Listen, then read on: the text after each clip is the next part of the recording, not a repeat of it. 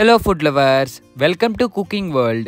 ఈ రోజు వీడియోలో రొయ్య పొట్టు కూర ఎలా తయారు చేసుకోవాలో చూద్దాం. ముందుగా ఒక ప్లేట్లో రొయ్య పొట్టు తీసుకుని అందులో ఏమైనా ఎలాంటి నలకలు లాంటివి ఉంటే వాటిని సెపరేట్ చేసుకోవాలి. తర్వాత ఒక చేత్తో ఈ రొయ్య పొట్టుని ఈ విధంగా నలిపితే దీంట్లో ఉన్న వేస్ట్ అంతా పౌడర్ కింద బయటకు వచ్చేస్తుంది. ఈ వేస్టేజ్ అంతా ఒక పక్కకి రావడానికి మనం ప్లేట్ తో అటు ఇటు కదిపితే గాలికి సెపరేట్ అయిపోయి వేస్ట్ అంతా పక్కకు వచ్చేస్తుంది. ఇప్పుడు క్లీన్ చేసిన రొయ్య పొట్టుని ఒక కూర దాకలోకి తీసుకుని ఇందులోకి వాటర్ వేసి 2-3 టైమ్స్ అయితే బాగా వాష్ చేసుకోవాలి. నీట్ గా ఈ రొయ్య పొట్టునంతా కడిగేసిన తర్వాత క్లీన్ చేసేసి ఒక ప్లేట్ లోకి సెపరేట్ చేసుకోవాలి. ఇప్పుడు స్టవ్ వెలిగించి దానిపైన కూర దాకా పెట్టి కూరకి సరిపడా ఆయిల్ వేసుకుని ఆయిల్ బాగా వేడెక్కాక ముందుగా మనం మిక్సీలో ఆడి పెట్టుకున్న ఉల్లిపాయ పేస్ట్ ఉంటుంది కదా, ఆ ఉల్లిపాయ పేస్ట్ వేసి ఇప్పుడు లో టు మీడియం ఫ్లేమ్ లో ఒక గరిటెతో ఈ ఉల్లిపాయ పేస్ట్ కాసేపు వేగనిచ్చాక ఇందులోకి 1 టేబుల్ స్పూన్ సాల్ట్ వేసుకోవాలి.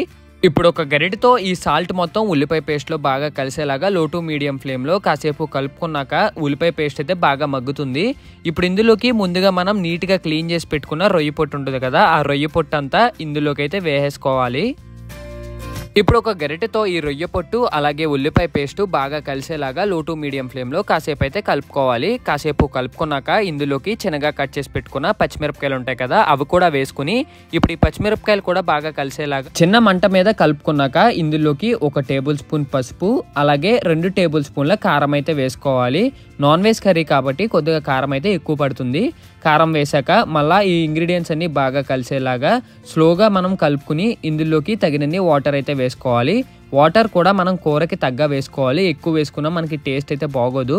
ఇలా వాటర్ వేసేసాక దీనిపైన మూత పెట్టేసి ఒక 3 మినిట్స్కి ఓపెన్ చేస్తే మనకి ఈ విధంగా బబుల్స్ లాగా అయితే వస్తుంది, ఆయిల్ పైకి తేలి.